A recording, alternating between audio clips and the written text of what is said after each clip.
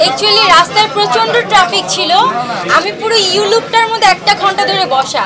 আমি যদি জাস্ট রাস্তাটা পার হয়ে আসি তাহলে কিন্তু আমি মানে 2 মিনিটেই চলে আসতে পারি, কিন্তু আমার ড্রেসটা এতটা হেভি, মানে আমার যে লুক, আমি যদি রাস্তাটা পার হয়ে হেঁটে আসি তো মানুষজন আমার দিকে হা করে তাকিয়ে থাকবে। সো এই জন্য স্কোপও নাই যে আমি রাস্তাটা পার হয়ে আসবো। সো আমার জ্যামের জন্য বসে থাকতে হয়েছে, পুরো ইউলুপটা ঘুরে দেন আমাকে আসতে হয়েছে। আচ্ছা আপু, একটা বিষয় একটু জানতে চাই, আপনার বাসা তো 8টা এইটুকু ঘুরে আসতে এতক্ষণ লাগলো? প্রায় 4 ঘন্টা। আপনি এখন বের হয়ে দেখেন এই পুরো রোডটা এখনো পর্যন্ত জ্যাম আছে। আপু আপনি টাইম কয়টা? আমাকে 7:30টায় টাইম দেওয়া হয়েছে। 7:30? টাইম। মানে এখন কয়টা বাজে? এখন 8টা 8:30।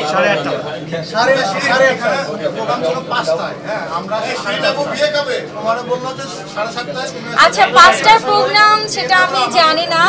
5টার প্রোগ্রামটা আমি আসলে শিওর ছিলাম না, আমাকে বলা হয়েছিল যে আমরা মাগরিব আজানের পরে প্রোগ্রামটা শুরু করব। আচ্ছা আপনাকে নিশ্চয় কার্ড দেওয়া হয়েছে? আপনার আমাকে কার্ড দেওয়া হয়েছে, কিন্তু কার্ড দেওয়ার পরও আমাদের অ্যারেঞ্জমেন্টের ব্যাপার থাকে, সব আর্টিস্টদের আসার ব্যাপার থাকে, সব শিল্পীদের একটা ব্যস্ততা থাকে, সব কিছু মিলিয়ে ঝিলিয়ে আমাদের টাইমটা হয়েছে যে আমরা মাগরিবের নামাজের পরে আমাদের প্রোগ্রামটা শুরু। এটা কি নিত্য প্রতিদিনই মানে কি এটা হয় যে আপনারা এক জায়গায় যাবেন?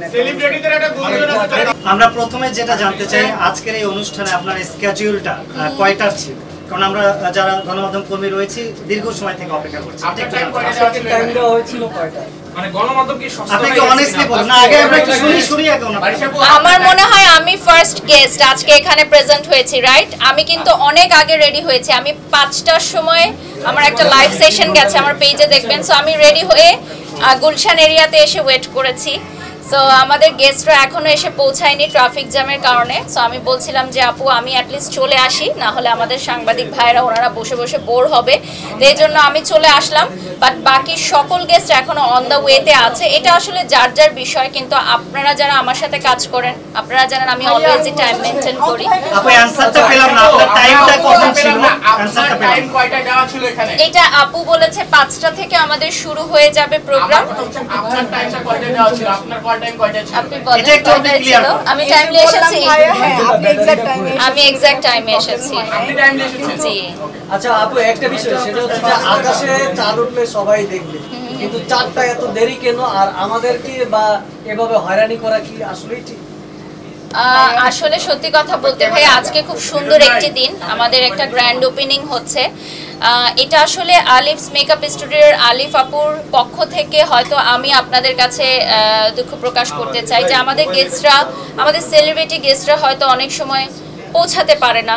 এটা এক একজন আর্টিস্টের উপর ডিপেন্ড করে যে তারা লেট করে আসে বা কী কারণে আসলে লেট করে আসে।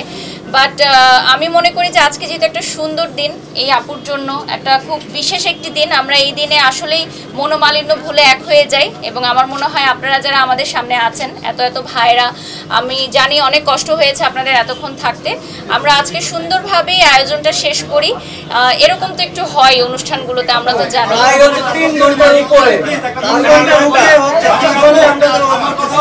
সেলিব্রিটি হতে গেলে কি আসতে হয় কিনা?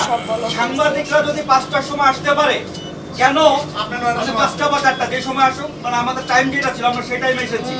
সেই ক্ষেত্রে কেন সেলিব্রিটি কেন আসলে যে ঢাকার জ্যাম এটাকে আমরা পাই না, শুধু সেলিব্রিটিরা পায়? সেলিব্রিটিরা তো এখন এসে পৌঁছায়নি, তো ওনারা আসলে জিজ্ঞেস অলরেডি চলে এসেছেন। তাহলে আমরা অন্তু ভাইকে ডেকে অন্তু ভাইকে ভাইয়া, এই যে আমি বললাম সবাই আসলে আমার অনেক ক্লোজ, তো আমি আসলে কাউকে যেভাবে ফোর্সলি বলবো যে আপনি একদম এই টাইমে আসবেন, আমি আসলে রিকোয়েস্ট করেছি। এখন অনেকেই থাকে না, অফিস তো থাকে, অফিস শেষ করে আসে অনেকে।